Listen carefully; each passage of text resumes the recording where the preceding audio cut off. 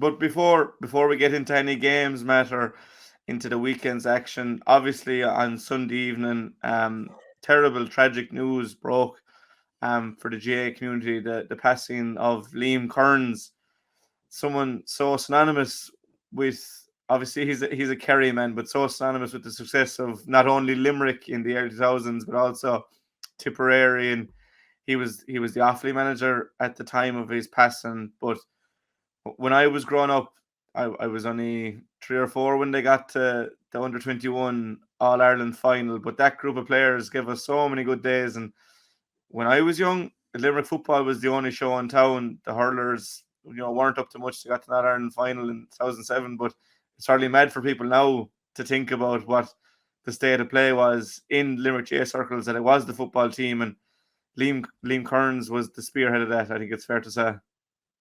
Yeah, Jack, look, everything that has gone on, over the last week and will go on over the coming weeks and for many weeks to come are completely overshadowed by that tragic news that we had on Sunday evening. And you're absolutely right. Look, wherever Liam Kearns went, and it wasn't an accident, success followed. And you could say to a certain degree, Jack, that he revolutionized Limerick football, because he first became involved with Broadford and very much left his mark in the rise of Broadford from being scarcely involved in football at all to being one of the powerhouses of Limerick football, which has yielded 7 county senior titles. Now, he wasn't involved in all of them. He was involved at the start. But he moved on then to the Limerick under-20 side. And he did fantastic innings. He assembled a fantastic team in 2000, in the year 2000. And I have no doubt it was his football news that brought the whole lot of them together and gave us such a marvellous run in that year. A rare Munster semi-final win over Cork in Cork led to a Munster final down in Dungarvan, which Limerick won by 7 points to 4, to be crowned Munster champions in the grade for the first time and the only time to date.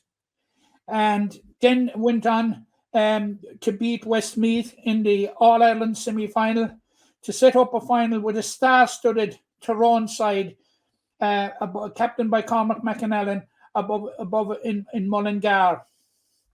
And it was a Limerick team that did things the hard way, for the simple reason that they had to go to Cork. They then had to go to Waterford, which is most unusual in a Munster final. I remember there was debate about it at the time. And then had to, I think it was Portlaoise, to beat Westmeath, and then had to go to Mullingar to play Tyrone. It was a phenomenal achievement, and he brought it all together, and he spearheaded it all. But he later went on to the senior team, Jack, and he absolutely maximised to the very last that under-20 side. He successfully had so many of those players make a successful transition from underage to senior, and it's not easily done. And in that we contested a number of Munster finals, and were it not for the height and the fingers of Darragh O'Shea, like we would have ended 113 years without a Munster title in 2004 when we forced Kerry to a replay.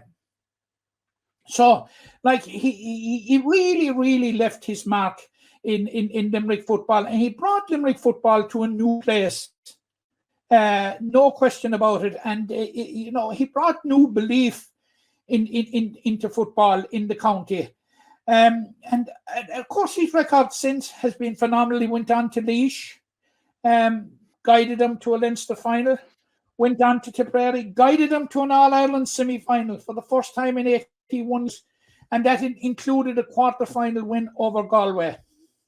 And Jack, in recent weeks and in recent months, he was beginning to make his mark in Offaly. Offaly won the All-Ireland under-20 Championship 2 years ago. And, it was a masterstroke on the part of Michael Dagnan to bring in somebody like Liam Kearns, who would help those players, as he successfully did with Limerick, transition from under 20 to senior. And he had sown the seeds of a revival in Offaly, but unfortunately it has been cut so short. And we would like just to join with the whole myriad of people across the country in extending our sympathy to his wife, his daughters, and his extended family at this very, very difficult time. Yeah, I'll echo those sentiments and condolences to his wife, his two kids, and all the family. But I hope the tributes to the men go some way in helping them come to terms with it, because he did so much for every county he was involved in. And obviously on Sunday as well, we had the sad passing of Tom Moran, who was another man synonymous with that with Limerick around the time in both hurling and football. Moran's Red Cow Hotel was emblazoned on the jersey. Probably the first jersey I have has Moran's Red Cow Hotel on the front of it. So condolences to Tom Moran and his family. Also, two good Gaels lost, unfortunately, on the same day. I would like to concur with you on that, and Tom Moran, like an absolutely, totally dedicated Limerick man, who started from humble beginnings in West Limerick and became, I suppose, Jack, he became a pioneer in the pub trade, and which led from having a pub in West Limerick to having the iconic Red Cow now in Dublin. And there was a link with Liam Kearns, in that I think Tom Moran and the Red Cow were the Limerick main sponsors at the time of the Limerick breakthrough in 2000 and their subsequent near misses in the Munster Senior Football Championship in the early noughties. And again, to Tom Moran's family, we extend our sincere sympathy. Like, Limerick GA has lost two icons, Jack, two iconic figures that have given so much for so long to the county. Now, as you rightly said, Liam Kearns was a Kerryman, but he's an adapted Limerick man, no doubt at all about it. He made Limerick his home, although I think he was living in Clonlara, but his association was with Limerick, full stop. And it's a very, very sad. It's very, very sad week, Jack, for the GA in this county. Two men that have given so much for so long. Yeah, may they rest in peace.